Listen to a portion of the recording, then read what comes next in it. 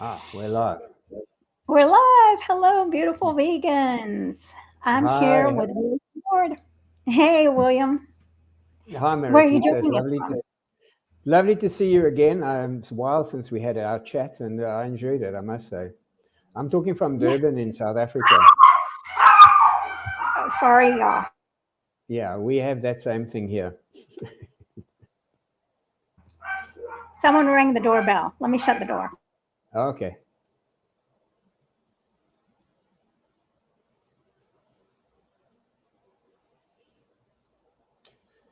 You might just hear dogs barking here also. Okay. Well, that's all good. So, where is Mm. here? Did you say? Durban, South Africa. Wow, that's amazing. Okay. So, I'm actually downtown Atlanta here, Yeah. Oh, and okay. I'm actually watching some of my friends' dogs while they're out of town. Yeah. They are saying hello, as you can hear. So, Yeah, yeah. yeah, William. So, will tell us. Today, we're going to be talking about veganism and consciousness, and so this is very important to me as a vegan empowerment coach. I help people really tune into something greater than themselves to move Yes. into better vegan activism. Right? I Right. feel like we got to expand out. So this is very important. Um, and Mm. so it's going to be a great conversation, and I want to welcome everybody. Please give StreamYard permission to use your name. And here we've got JJ's here and Deb. And let's see, JJ says I've only have cats meowing. Yes, that's preferable. I think they're a little A bit little more. quieter. Yeah. So hi, Carrie Ann. Yeah, I'm glad you're here to join us for this discussion, veganism and consciousness. Okay, let me ask you this, Will. What does that even mean, veganism and consciousness? What would you say? Yeah, it's easy to say, reel off words like consciousness. To me, consciousness means being aware of something greater than yourself, something that's not to do with the ego, it's not to do with the mind, it's not to do with the intellect. It's what remains when the mind is still. There's still some part of you that's alive, and that part is the consciousness. Now, we go through life filtering out so much because the brain can only cope with a small amount of information compared to the amount of information that's coming in. So we all have filters in place that accept certain things and reject certain things. Now, when it comes to things like veganism or important issues that have a bearing on the suffering of others, whether it be humans or animals, most people tend to have the ability, or unfortunate ability, to block out information that doesn't interest them. So I think it's really important as a vegan to make people conscious, to get people to be conscious that there's something more to life than just what the magazines and the news and whatever's on the YouTube, TikTok, all of that stuff. It's not really of consequence. At the end of the day, we're going to account for what we've done with the life we have been given. And do you want to get to the end of the line? I'm not so far off anymore, Do you want to get to the end of the line and say, well, I had a lot of fun. What did you do for others? And that's the question we need to ask. What are we doing for others? Now, I've noticed as a vegan that when people go vegan, they automatically become more conscious. I don't know how or why. And in fact, I have a theory which I'll put to you in a moment. Um, and that consciousness brings with it an increase in compassion. And that increase in compassion causes them to be more aware of the suffering of animals. And this can lead to what they call the angry vegan syndrome. When people see all the evil that's going on, all the suffering, all the unnecessary uh, harm that's being done, it's very easy to become angry about that. And I think that's where consciousness comes into the picture. We need to be a little bit more conscious of how we come across to others. If we're going to be influential to other people, we need to be actually connecting with them heart to heart, truth to truth, person to person. You can't be on your high horse talking down to somebody, occupying the moral high ground and thinking they are no good and I'm brilliant. You know what I mean? If you're going to come with that attitude, you're never going to be successful at outreach. You're never going to be successful at influencing anybody to be vegan. You're only going to give veganism a bad name. And that's the last thing we want. There's already enough negative publicity about veganism. And I think it's largely due to this angry vegan syndrome that is so common these days. So I think, I don't know if that's really answered your question about what consciousness is, but I think those are important points to do with consciousness. Yeah, no, I think it makes a lot of sense. A lot of time we're walking on autopilot and we're really self-absorbed. I mean, and we're not necessarily self-absorbed, but we're really thinking about ourselves. What do I need? What do I need? What do I need? Right? And then we don't think about the big picture, or like our just maybe just trying to get through the day. How am I going to get through the day? And we don't even have time, or we don't have awareness of others, or what our impact is on other people or other beings on this planet. Yeah, no, absolutely. We don't come here for nothing. We don't come here to just have fun. We come here, look, my basic understanding of life is this. There are 4 levels of consciousness that we can be aspire to. Level 1 is just experiencing. Everybody experiences. No matter if you decide I'm going to lie in my bed for the next 20 years and I'm not going to do anything, you're experiencing lying in your bed for 20 years. You can't not experience. Level 2 is oh gosh, I've gone blank here. There's experiencing. There's level 2 is learning. You learn something from your experiences.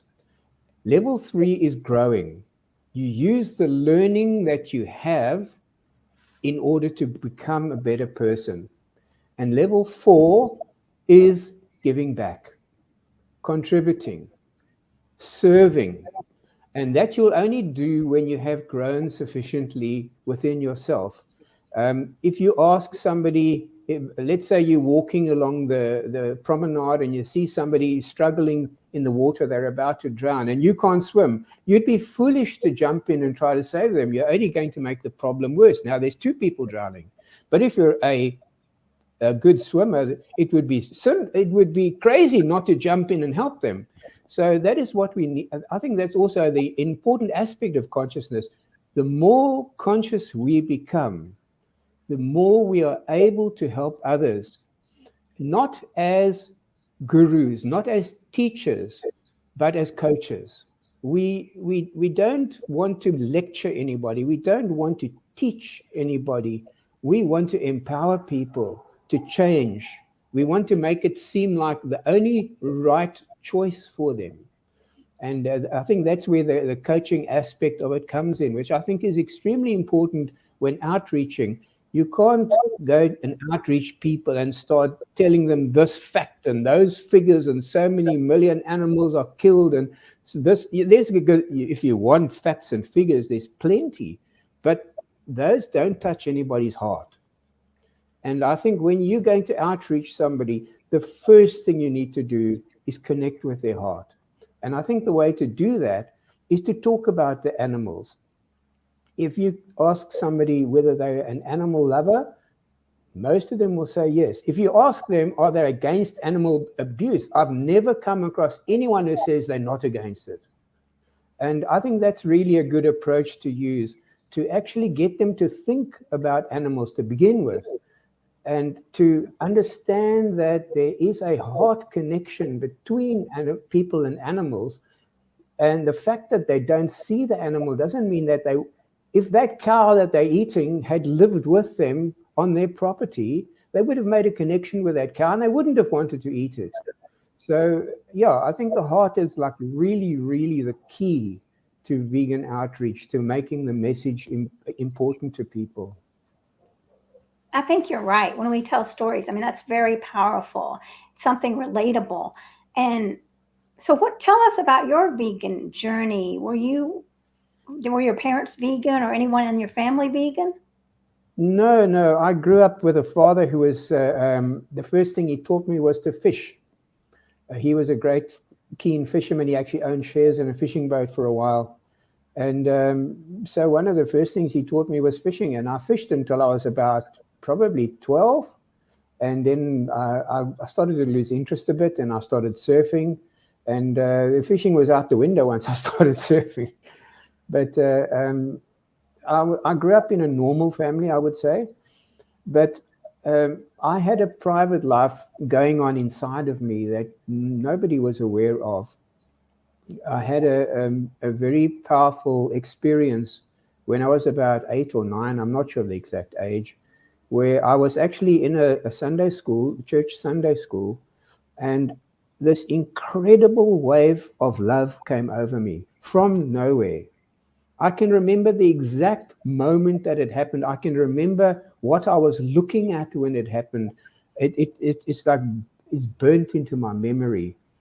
And that experience was repeated when I was about 15.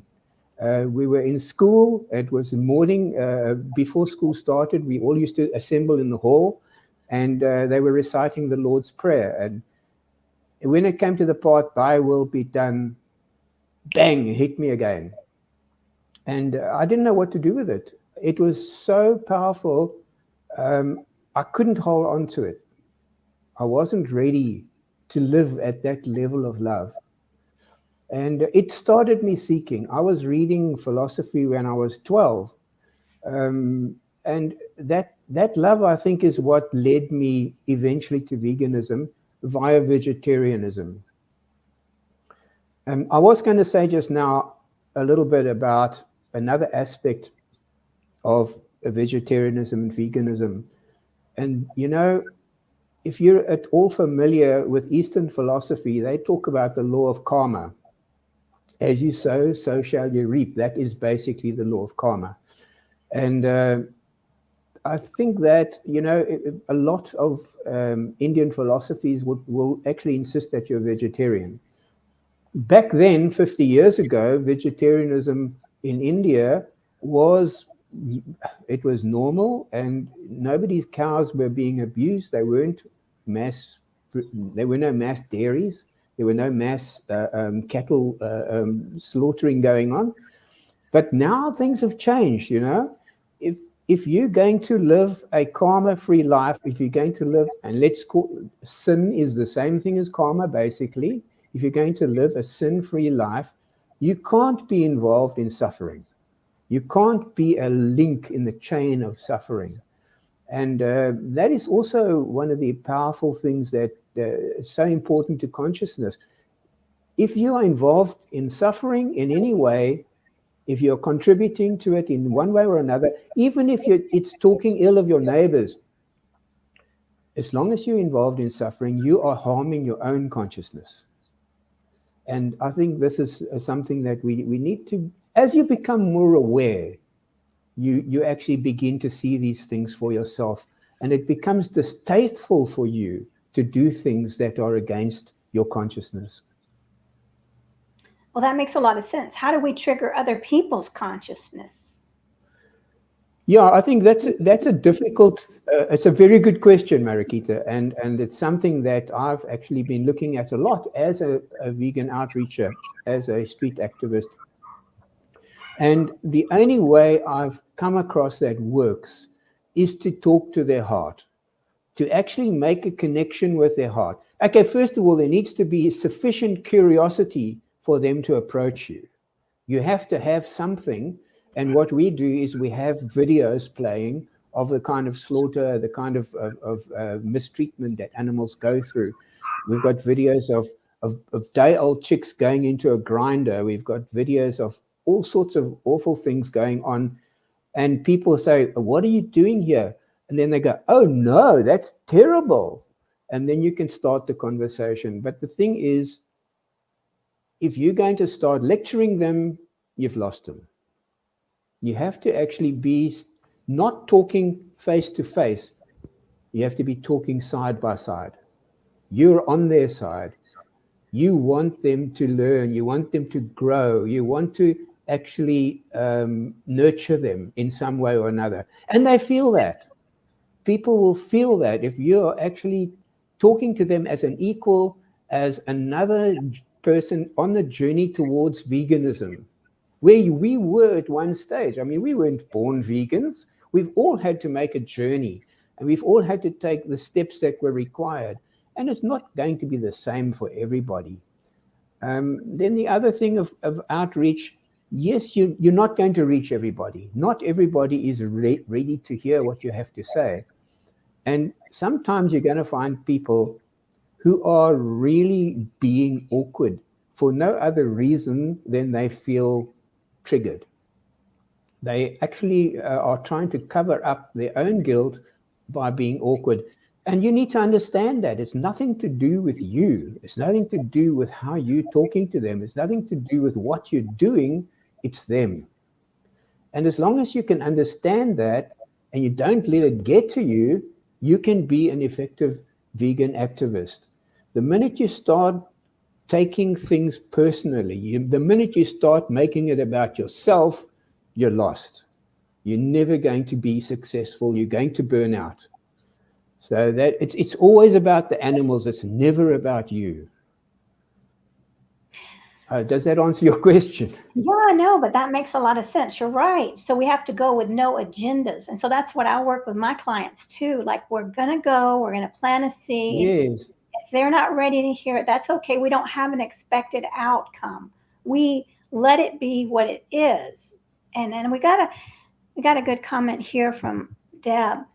And when to let go of those who aren't ready to change and move on to those who are open-minded, open-hearted.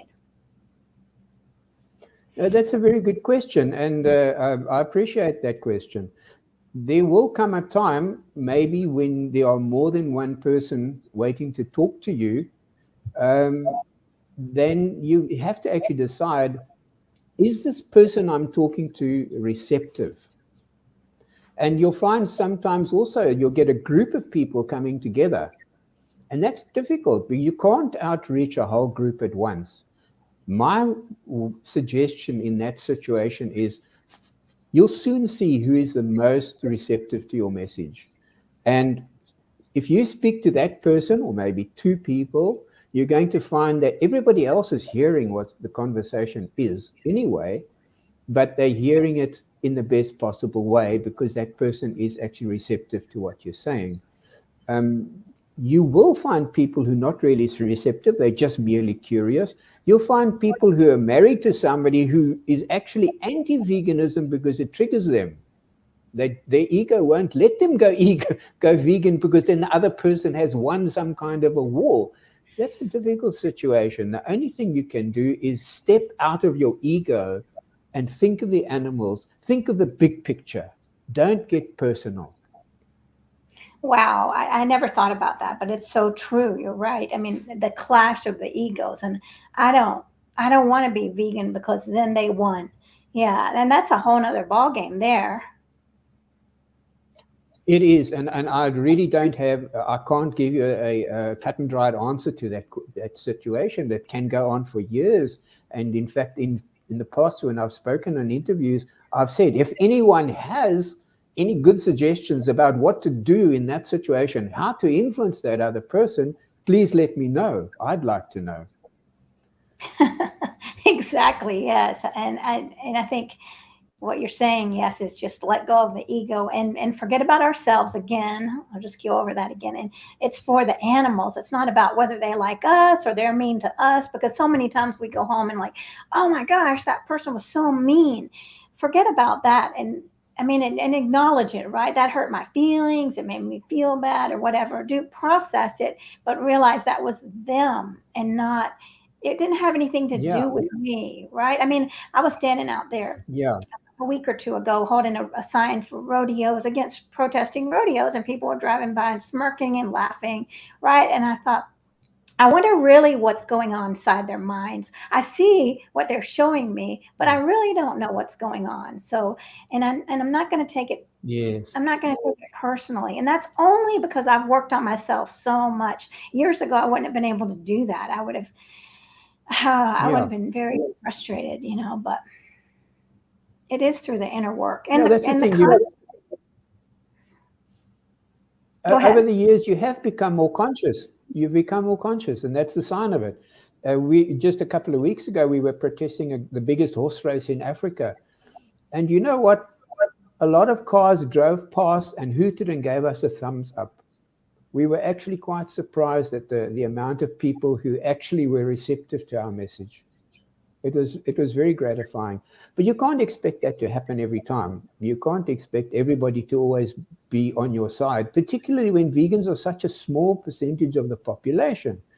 So yeah, you really, that's where consciousness comes into veganism. The more conscious you are, the more effective you will be as a vegan advocate. If you are unconscious, you're living in your ego. Everything is about you and how it affects you. That's unconsciousness. When you're able to put the ego aside and make it about something bigger than yourself, that is the growth of consciousness within you. Yeah, that's so true. You're right. And it's the inner work, right? To build up that confidence and that peacefulness of like, I did a good job. There were only three of us, for example, for me, in the rodeo, there were just three of us and there were so many cars. We did get two cars acknowledge us. So that's enough. I mean, just the fact that I was with two other people was enough. Or even if I had been on that street corner by myself, that I was living in alignment and standing up for animals is enough for me, right? I don't care who laughed at me.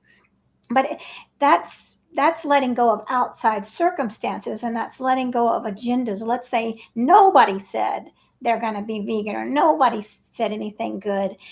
I'm not basing my happiness and peace on the outside. I'm basing it on Yeah. my beliefs and living in, and that's consciousness. Yeah. Really being conscious of being in alignment of your mission. Like you're Yeah. saying, the mission is the animals, not about whether I'm liked or not. Mm. No, absolutely. And you're. I'm so glad that you also did something similar.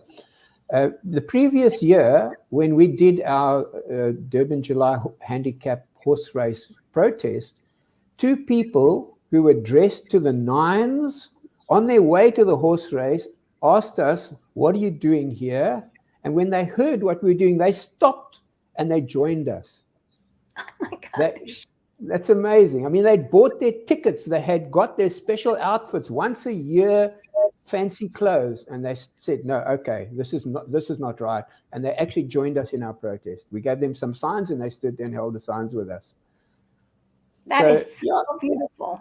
it was totally unexpected too. Um, One of the challenges that we face here in South Africa, and in particularly in Durban, is that a large proportion of the population here are Zulus. Now, the Zulus have this tremendous belief in meat and in cattle and in slaughtering cattle for their ancestors. And there, you don't want to know what all their beliefs are. But we have actually seen on occasion that some of them have been sufficiently moved to actually go against their traditions and go against their families, which is a huge thing for them. It's an enormous thing. We have vegan Zulus here in KwaZulu-Natal, which is absolutely amazing because they eat meat at every meal, 3 times a day. It's normal for them. And every time there's a party, they'll slaughter a goat or they'll slaughter a cow. It's all part of the proceedings. And we hate it, if you actually see all these cars parked and all this loud music, and you hear this goat bleating, oh no, that goat's at Ghana. You know what I mean? So it can be disheartening, but you can't you can't look on it as a fight, because then you're going to be losing more than you win.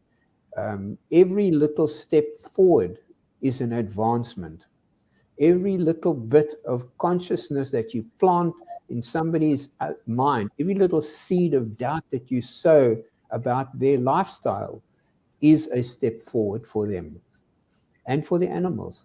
So yes, you want the best possible outcome. You're going to do your best to get the best possible outcome. And occasionally you'll get somebody who has come far enough along the path, they're ready to take that last step. Then you can say, oh, I was successful. I converted to somebody to veganism. You didn't. You just helped them take the last step. That's all you did. So yeah, it's an uphill. It can be an uphill battle, but if you have the right attitude, it's not. It's heartening. I feel so good when I go out and do outreach, even if we have only 3 people stop and talk to us, even if we have nobody who's truly receptive. I still feel good afterwards because I know that I'm doing what my heart wants me to do. I do too. I was saying the other night that I like it better than going to a party. And when I say that, I love going to parties too, but it's that excitement about standing up. I feel happy with myself. Again, it's that inner joy that I've done something. I made a difference, right? And it helps me sleep in peace at night, knowing that I've done something for the animals. So it is beautiful. And then to have others with you is amazing. It's just a beautiful camaraderie. So let's see. We got some more comments here. Deb says she agrees it's about the animals, not our egos. You can win the debate, but lose the person. Yeah, that's true. Absolutely. Absolutely. No, 100% I agree with that. Yeah, if you ever get into an argument or a debate, you've already lost. You don't want to go there. The minute you start opposing somebody's opinion, even if you prove yourself right 100 times and prove them wrong 100 times, all they see is that you're against them. You won't gain any advantage for the animals out of that conversation. You're right. I mean, and exactly what you're saying here is like, there's no going into it like I'm against you. It can't be win or lose. That mindset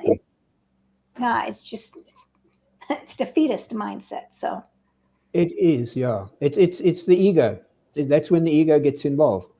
If you can take the ego out of it, then you are 2 people standing side by side, looking at what the situation is in that person's life and what can they do to improve it. If not, then you are in a fight, and there's nothing to be gained from that. And there will be times when somebody comes and talks to you and you can see that they're not receptive, and you can do your best to get them receptive. Don't start outreaching before they are receptive, because then you go nowhere very fast. So step number 1, trigger curiosity. Step number 2, get them to the point of receptivity to your message. Only then can you effectively outreach. Don't start outreaching out of the blue, because you're wasting your time and you're turning people off. That same person who might be turned off by your outreaching, had you bothered to connect with them first, to see them as a person, to make them feel that they are part of something that's going on here, and that you are there as somebody to offer them help and advice if they want it, that same person will react completely differently to those 2 situations. So yeah, look, it's a learning curve. We don't start off as effective vegan activists on day 1. And what I would say is, yes, there are a lot of videos out. There are a lot of really brilliant vegan outreachers out there. By all means, watch their videos, study them, watch what they're doing, watch how they do it, but don't try to be them. You are not Joey Carbstrong or any of those people. You are yourself. And when you have a conversation with somebody, it must be you talking to them. And whatever you do, don't follow a script, because people will pick that up instantly, that you are reciting something that somebody else wrote, and you will turn them off. It's like getting a phone call from a telemarketer. You can hear that they're not talking to you, they're reading a script. And it's the same thing here. You want to talk to the person as yourself. Be the best version of yourself, and that will bring out the best version of them. So, yeah, that's where consciousness comes in. There mustn't be a barrier between you and the next person. There must be love in your heart for that person. Even doesn't matter what they look like, it doesn't matter what age they are, it doesn't matter what their sexual orientation is. They're not those things. They're not their body. They are their consciousness. And that is what you need to be able to reach from your consciousness to their consciousness, from your heart to their heart. Then you can be effective. Anything else is ego, and it's never going to have that closeness that you need in order to really make somebody feel something genuine. So be genuine, speak genuinely, and reach the genuine part of them. That, I think, is the most important message I can give anybody who is interested in vegan activism. And that's very true, right? Exactly, because you're going back to that heart, connect with the heart, which you started off with. So, yes, and now let's see. I have a comment here, and I'm not sure about this in Vegan Bohemian.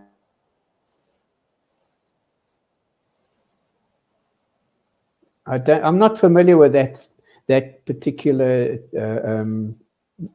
nomenclature. I don't know what that means. I've not come across it before. Perhaps the person can actually explain a little bit about what the fading technique is.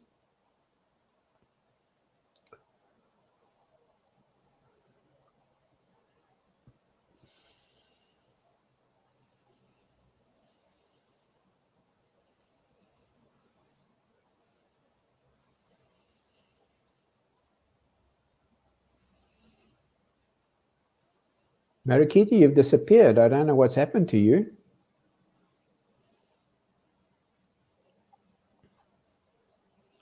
Deb, that's wonderful. You have butchers, slaughterhouse workers, vivisectors, and so on in the vegan movement. So never say never. Yes, that's fantastic. That's really great. I don't know whether you people can see Mariquita, but I can't. She's disappeared. She's gone blank.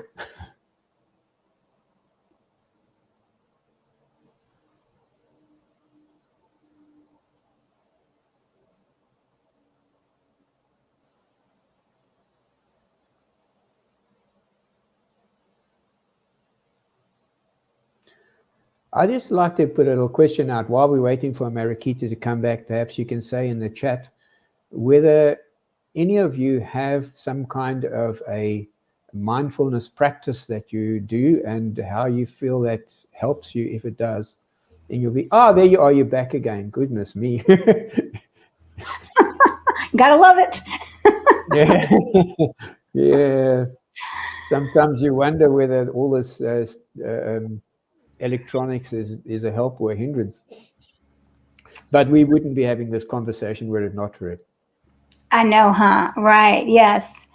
So anyway, I don't even know where we were, but so what do you think about consciousness versus religion? You know, I think that there's an artificial barrier between the two. I think that depending on the religion, depending on the particular branch of the religion, there will be different attitudes towards consciousness. But to me, consciousness is, you know, they say God is omnipresent, okay? And I think most religious people will agree with that statement. So that means that God is in everything, every atom, every last square centimeter of empty space is filled with God, because God is omnipresent. What is God but consciousness? That consciousness that you are, that soul, that essence of yourself, is actually a ray of light from the Son of God, whatever you want to call the central intelligence of the universe, whether you call it God or whether you call it consciousness or whether you call it something else. It doesn't really matter. It's all just words. And in fact, where consciousness is concerned, words are nothing but a hindrance. There's a book I read quite some time ago called The Book of Mirdad by a author who I think is from the Middle East. His name's Mikhail Naimi. And he said, words are at best an honest lie, because words are nothing but symbols. When I say a particular word, you hear that word and it triggers something in your mind, which might be something completely different to what was in my mind when I spoke the word. So, you know, no matter how well you try to communicate, and particularly when it comes to the more subtle things like religion, consciousness, whatever, you don't really have an idea that the other person understands what you're saying. And I think this is also why you see so much division in organizations. I mean, how many sects are there of different religions, you know? And this one says, we are right and you're wrong.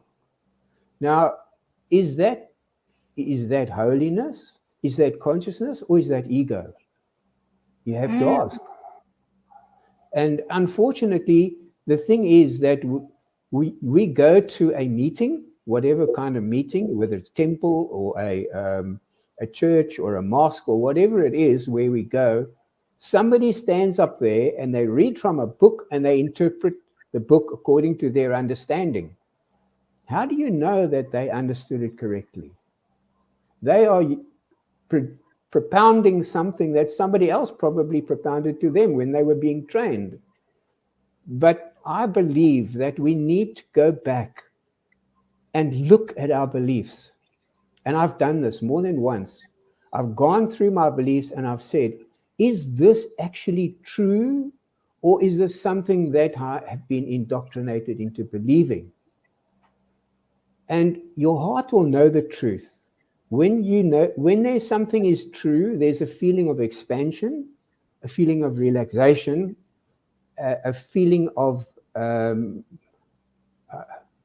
peace, really. When something is not true, you get this feeling of closing in, of tension, a feeling of not excitement, but lack of peace. And if you go through your belief system and you ask yourself pertinent questions, and you go by the results that the feelings that those questions evoke in you, you can actually get to a state of a much improved level of consciousness simply by letting go of your own false beliefs. Now, I'm not only talking about religious beliefs. Every one of us were born as a blank slate. We needed an operating system in order to operate in the world. So from the time we were tiny, we started learning how to operate in the world. And that involved taking on beliefs about how things work. Now, some of those beliefs would have been put upon us by our parents. Some of them would have come up from our own experience, where we experienced something and we interpreted that thing in a particular way. Now, many of those beliefs have actually become anchors around our necks. How many people are going through massive problems in life because of what they learned to believe when they were young? So I think that's really important, to actually look at your beliefs and say to yourself, is this true? Or am I actually just believing something that doesn't make sense, really? And it's a hard thing to do. I'm not saying that it's a walk in the park. But if you are serious about learning and growing and becoming a better person, you will be willing to do that kind of work. And you might not be able to do it all on your own. You might want a coach by your side to hold your hand, and you want to do it at your own pace as well. You can't force yourself to accelerate through this process and get to the end result as far as possible. There is no end result. It is just growth. And growth, without growth, every person who doesn't experience growth is going to experience depression. You're going to feel bad in one way or another. And the longer you refuse to grow, the more depressed you're going to become, until you become possibly even suicidal. So I know there is a tremendous rash of depression in the world these days, and I don't know whether the lack of growth is the main factor or even the only factor involved. But I think that a lot of people would feel a lot better if they were willing to actually look within honestly, in integrity, and see what's going on in their heart. Because it's the ego that causes all of these problems. When the ego goes into defensive mode, it shuts down everything else. My take on that particular subject.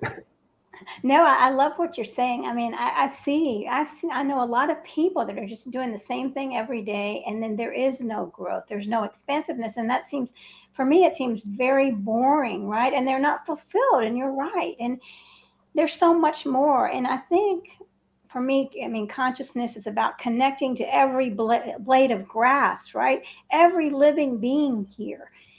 And seeing things in a different light, right? I mean, I was not taught to love animals in the capacity that I do now.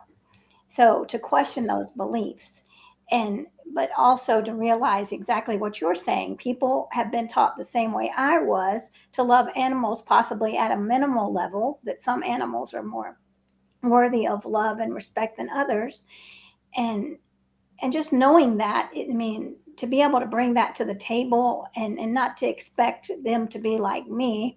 I mean, we're all different. We all are on different levels of growth and self exploration, and to be kind to those who are just maybe trying to get up this morning, right? And that would be a way to, just to connect with that person that's really having a hard time just sustaining the day, right? But once you connect with that person and show love from your heart, they'll want to connect back to you, right? Oh, I see you're having a hard time today. Can I help you? And then they want to become interested in what's important to you. So it's mutual here. Yeah. And that's what's got to be. And that's what's so important that you're saying, And then also when you have the people coming over and then they're looking at like the baby chicks and everything, I'd love to hear more about, because you're so compassionate and you're very open and you're not pressuring anyone. What do they say to you when they watch those videos, other than, oh, this is horrible? I mean, what else do they say? Most of the time, the first thing you'll see is the expression on their face changes. Even if they're the most outward going, brazen kind of egotist, they will suddenly go, oh my God, and people who are, even the Zulus, who live in a culture of slaughtering cattle as part of their religious beliefs, they see that and they say, oh, no. And then you can ask them, do you think that's right? And they say, no, it's not right. Do you know that is what's happening every day? You go and you buy a pack of chicken off the shelf in the supermarket. That's what happened before the chicken got to the supermarket. If you can make that connection between the suffering of the animal and what they're consuming, then you have made an important connection in their consciousness. So what do I say when people look at the videos? The first thing I say to them is, do you think that's right? And then I would say to them, are you against cruelty to animals? And 99% of the time, they're going to say yes. If they don't, they might remain silent because they know they're being drawn into a discussion and they're perhaps a little bit unwilling. Maybe they've got pressure of time on them, or maybe they just don't really feel that they want to discuss this at this particular time. But usually that kind of approach works with people because you're talking to their heart. What I say to my friends who do outreach is this: give the person a good reputation to live up to. So let them see that you see them as being a compassionate person. And once they have accepted the role of being a compassionate person, it's very, very hard for them to now say, oh, but the meat tastes too nice, or you know what I mean. They then have to reverse they have to lower their status as a compassionate person in order to make that kind of a comment. So yeah, that's it. Appeal to their heart. Let them see the suffering. Let them understand that this is what's happening, and let them see that they feel it. They must feel that compassion themselves.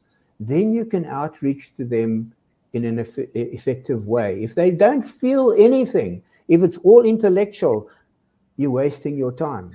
If you can't get them to feel, move on to somebody else, because they're not going to listen to you in a way that makes sense.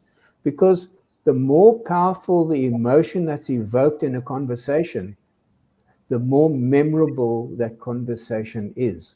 If you're going to say 94% of the mass of animals on this planet is farmed animals, they're going to go home and say, oh well, I don't even know if that's true, and I'm not even prepared to go on the internet and look if it's true. It's an intellectual argument. An intellectual argument is not what you want. You want to actually touch somebody emotionally, but not in a manipulative way, in a genuine way, your heart to their heart. Amen to that. Yeah. And what about people? I can't imagine anyone being rude to you, but do you have people being rude to you? I think in this year, perhaps once it's happened, and it was a group of 18-year-old boys who had just come up from having a surf, and they were walking up as a group going to go and have lunch. And, there's always somebody in the group who wants to be a show-off. And the guy said to me, oh, we're on our way to make... First of all, what was interesting, he said, oh, is this about veganism? Now, here's a bunch of kids who know about veganism. So I found that very interesting. But then he said, oh, we're on our way to McDonald's. I'm going to send you back a hamburger, And that was the rudest thing that's been said to us in the last 6 months. So, it's really, if you're doing it with the right attitude, it's very seldom that you're going to find somebody who's particularly rude to you. Right. Yeah. And so let's just say, so they said that. What was your response? I don't even remember, because, when you're in a situation like that, he's walking away, he's 20 meters away, and he shouted this back over his shoulder. I'm not going to try and continue with the conversation. He right. He wanted the last word, and he had the last word, and I was happy to let him have the last word. Right. Yeah. And why waste your energy? Because obviously that's someone that's not ready to hear the message, or very closed-minded. And of course, that's not a heart-centered conversation like we're talking about. No, there's no receptivity. There has to be receptivity. Right. Yeah. Well, these are all very important facts. And so let's see what Deb is saying. Deb is saying, welcome back to me. Thank you, Deb. Thanks for watching. Glad I made it back. William, do you have leaflets about veganism in your outreach? What we do is we have cards, and on the card is a QR code. And the person can scan that QR code, and that will take them to a website where they can view all these vegan videos.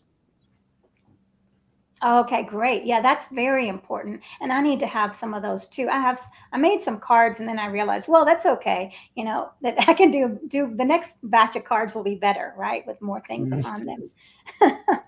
Yeah. But yeah, that's very important.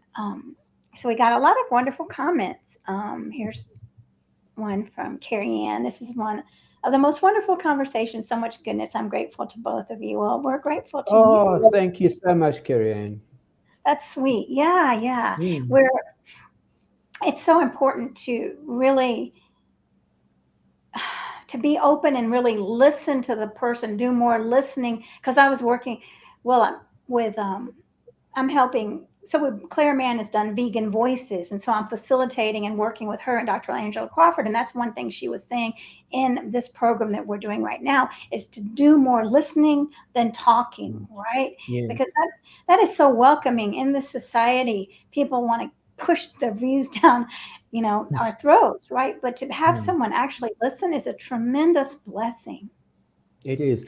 And, perhaps that's something I've overlooked to mention this far, is that the main thrust of the conversation is questions. Ask them questions and let them talk. And by asking the right questions, you'll guide them in the right direction. So that is why I say, how does that make you feel when you see that kind of thing? Do you think that's right? Those kind of questions are the opening to a meaningful conversation about how the person feels, because that's what's really important to some is to talk about how they feel. To talk about anything other than how they feel is a minor conversation to them. The major thing everyone's interested in is letting somebody hear how I feel.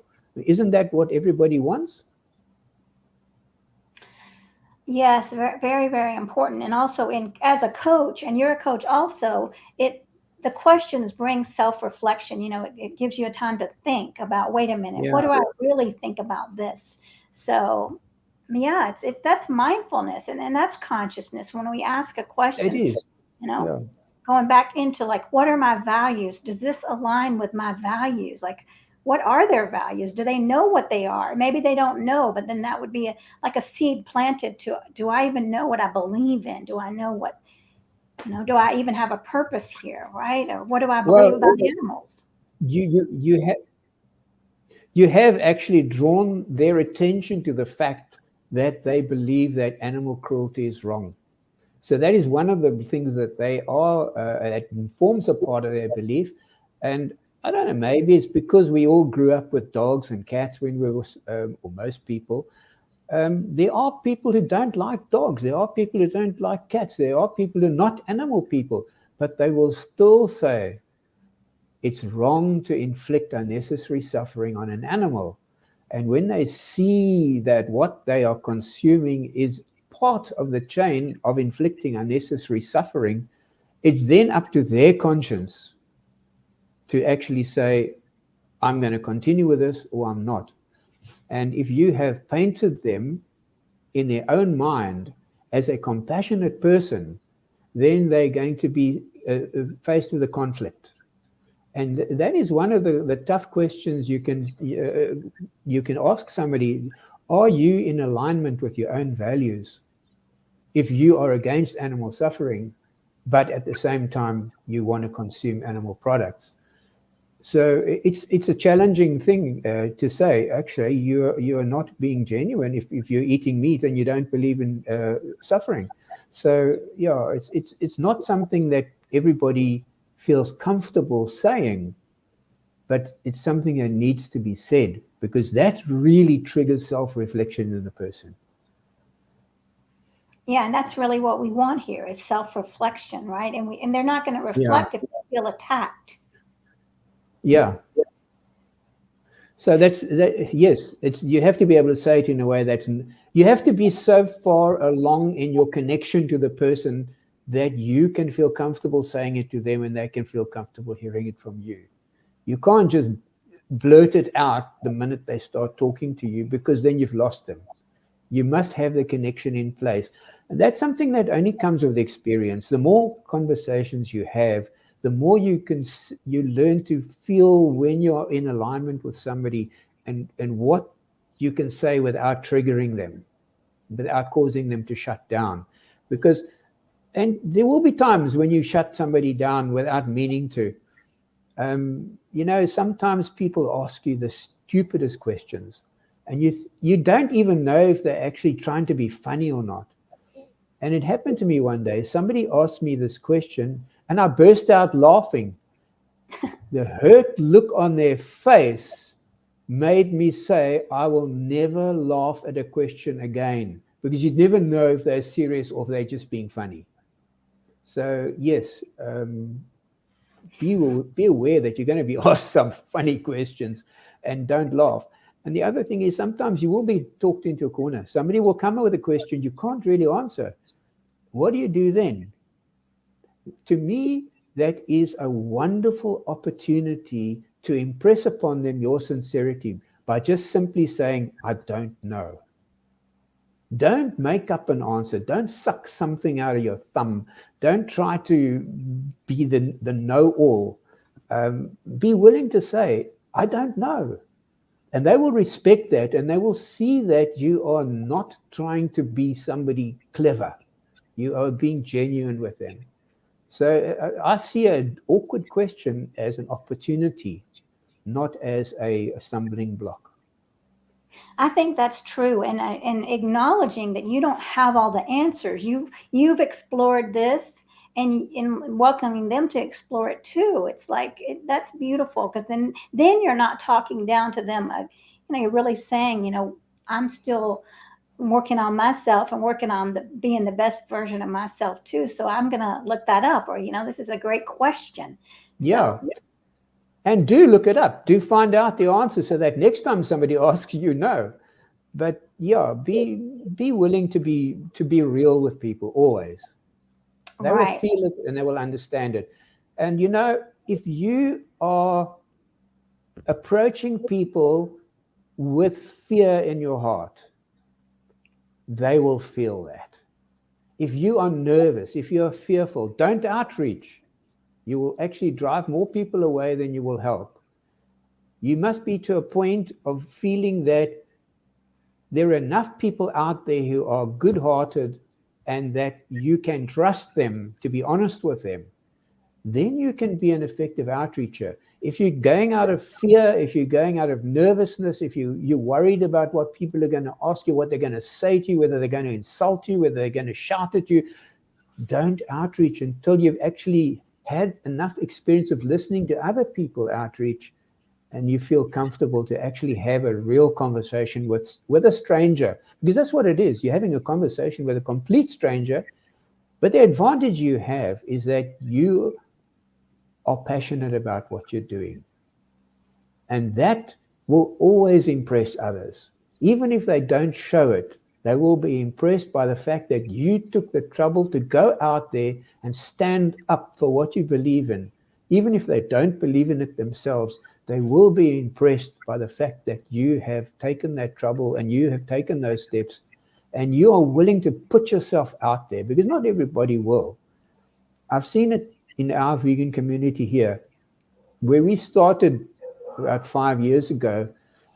We had 16, 18, even 20 people coming to an outreach. Now we get 3. What's happened to the rest?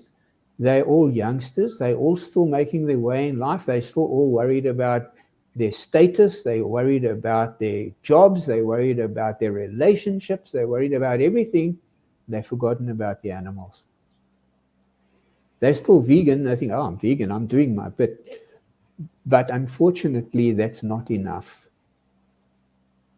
Right. And I want to say that if you're not ready to do the outreach, there's many other ways you can be an activist, right? I mean, work on yourself, right? Build yourself up, build up your confidence and work on that. But you can be writing letters, working with your legislature, and doing other ways that are more behind the scenes, but very, very important also. So, yeah. And please subscribe if you're watching this, because we got a lot of good things. And William, let me ask you this: do you have a channel? I know you're working with June. Do you want to talk a little bit about that? Because we only have a few more minutes. Okay. I mean, I'm involved with a movement called the Freedom Quest, which is spelled with a V, Freedom Quest. And we are busy putting together a number of courses that will be available to vegans who join the Freedom Quest. At the moment, there are 2 free courses available that the founder, June, has put together. And I'm working on a course. My friend Carol is working on a course. There will be, come January, 10 courses available, covering all different aspects of veganism. And I will be talking more about consciousness in much more depth than we've been able to go to in a short interview like this. So I'm actually going to have a whole course about that particular subject. So if anybody wants to go deeper into consciousness than what we've gone here, then that course will be available come January.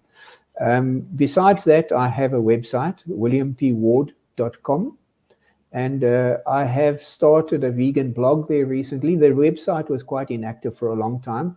It's a lot to do with consciousness, directly with consciousness, but I've also now started a vegan blog there. So if you want to go and have a look at that.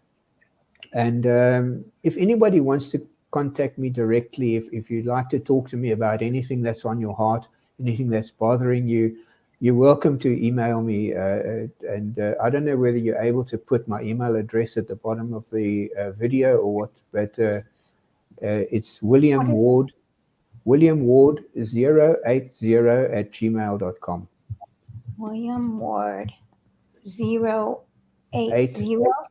@gmail.com. Let me see here.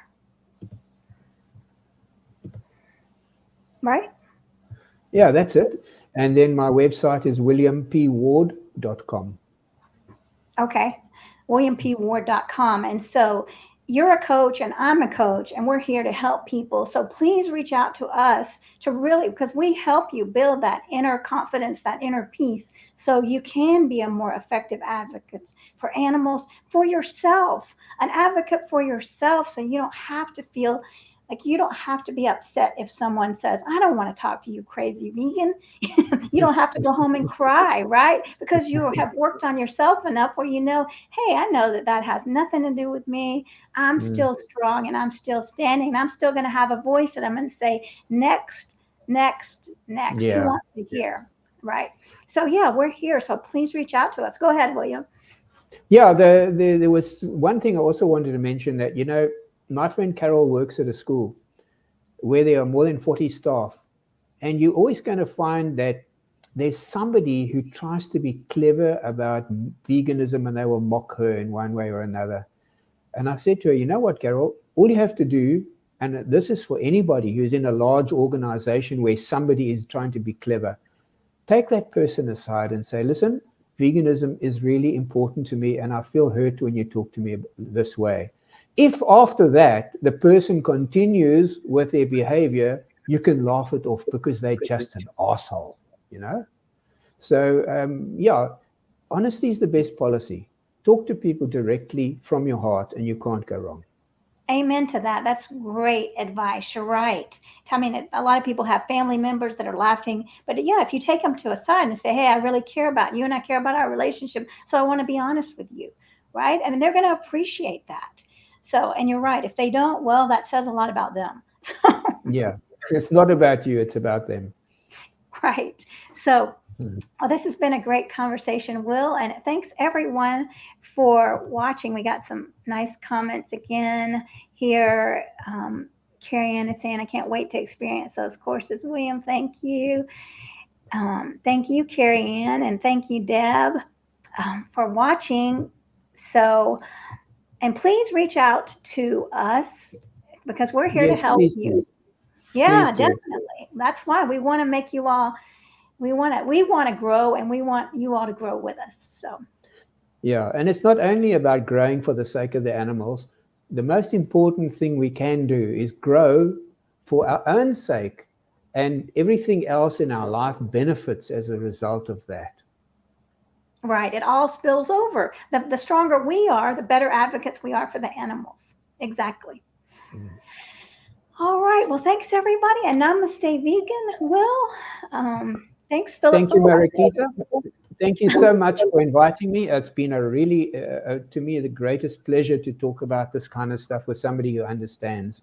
And to have people who are tuning in and feeling positive about what we're talking about, that just says a lot about the vegan movement in the world. It's fantastic.